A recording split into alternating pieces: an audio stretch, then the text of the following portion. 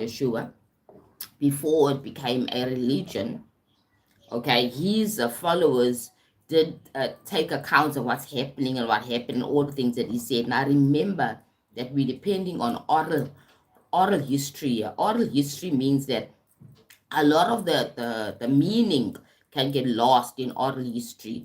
So that's why I'm saying, like, for example, whatever this character Yeshua did teach his followers is not necessarily what we are hearing now or what we are taught in the Christian Bible. It's not necessarily the same thing. Excuse me, because it can be lost in translation. It's a normal thing, like not like that telephone system. If you tell somebody something in a certain way, and that person tells the next person the same thing, he's not necessarily gonna tell you the original message. You see, this is when I'm saying what this guy had said probably got lost in translation, basically, right?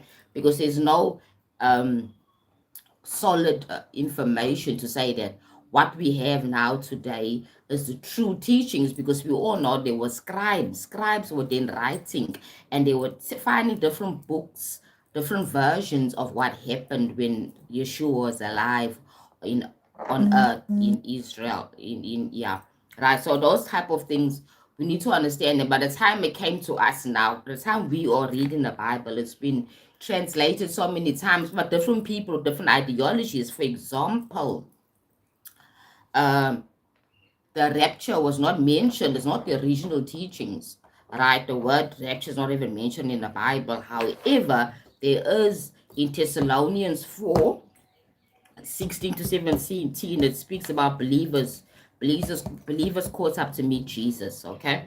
And then again in Corinthians 15, 51 to 52 describes the mystery where believers will be changed and will be in the twinkle of an eye when the trumpet is sounded, okay? And then in John, book of John as well, John 14, 1 and 3, they also speak about the same thing, promise to return. Jesus said, or the Christ or the Messiah promised to return to his followers, and his followers will be with him. Okay. This is coming from the ideology of I need a savior and I need to believe in something outside of me. And the world, it gives people an idea of peace. I'm having peace now because I know I have a savior. All right. Hi everybody. Thank you for joining my live.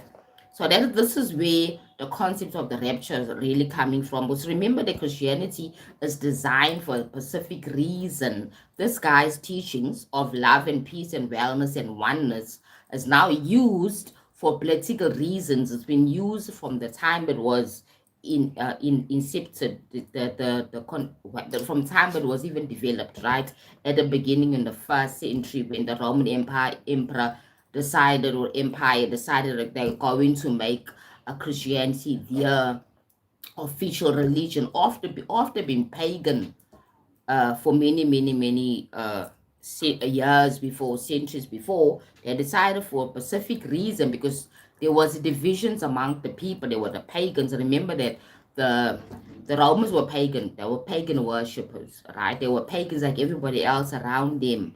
The Jews that branched off and started believing in Yeshua's teachings had moved away from that pagan way of thinking, right? And now they had this God character, and then they made Jesus their Messiah, right? He's the Son of God, that kind of thing. Remember, this is all like it's evolution of mankind's archetype, evolution of mankind, if you look at it that way. Because human beings always look for something outside of them. We're always looking for something outside of us. We cannot accept who we are. So we have to now tell ourselves stories, and everything is just a story, right? Everything is just a story. I'm doing well, Lavi. How are you? Hope you're well. Is it selling? Hope you're well. And you're saying goodbye, sweetie pie. Enjoy the rest of your day, right? So remember, it's all about that, right? In every philosophy, right, with religions, all about this God is higher than you, the God that you need to serve, the God that's going to save you, because somehow human beings need to be saved. We're always feeling unsafe. We don't feel good enough. We don't feel our self-esteem is so low, in the sense that we need something outside of them, outside of ourselves, right? So basically that's where it's coming from. Now the rapture is quite an interesting concept, because it's all about a certain section of Christians that really believe in this in Pentecostal keep forgetting how to pronounce this thing, Pentecostal church, right? They believe in that, and the evangelist, they believe in that as well. But the original church of Christianity doesn't believe in the rapture in that way.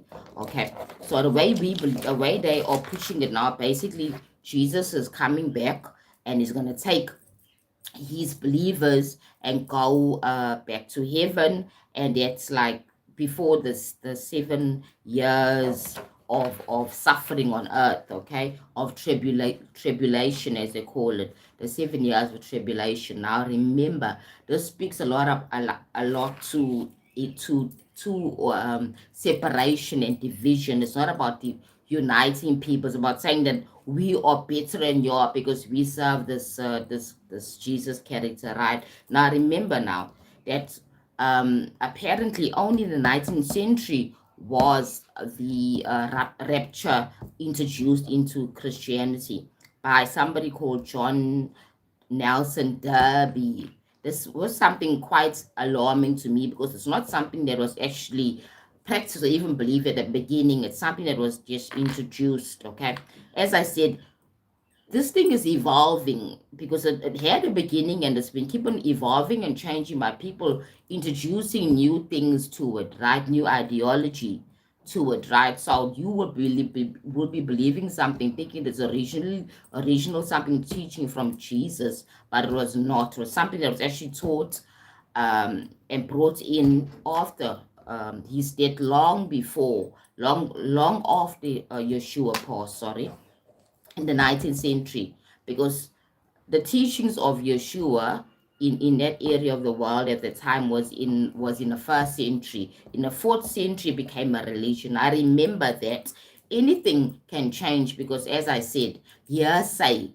When I'm saying something to you that I heard from somebody else and I'm saying it to you, it's gonna come out differently. It will not be the same type of message. Now remember, from the first century to the fourth century, when it became a set religion, by then it has already evolved and became something else, another animal. It's not the original teachings or the original things that this character Yeshua had really said to his followers, right? So yeah, we are sitting in history and we're looking at the rest of history, trying to and make sense of this whole thing, okay? That's when your own discernment, because you are part of divine source, your own discernment should kick in terms of what feels right with you in terms of what is the rapture. What does it feel right to you as a person? Does it make sense on a spiritual level and also logically, right? Is even evidence for it? Is it scientific possible or scientifically possible for this to happen? Okay, so now this story just tells me about something that was given a different meaning at the beginning. It was something pure, something that was innocent, and it became something else by people's own ideology. So I don't know what this guy, Mr. John Nelson Darby, was thinking about when he started now introducing not only him but others. There probably was some powerful person in the church at the time in Christianity.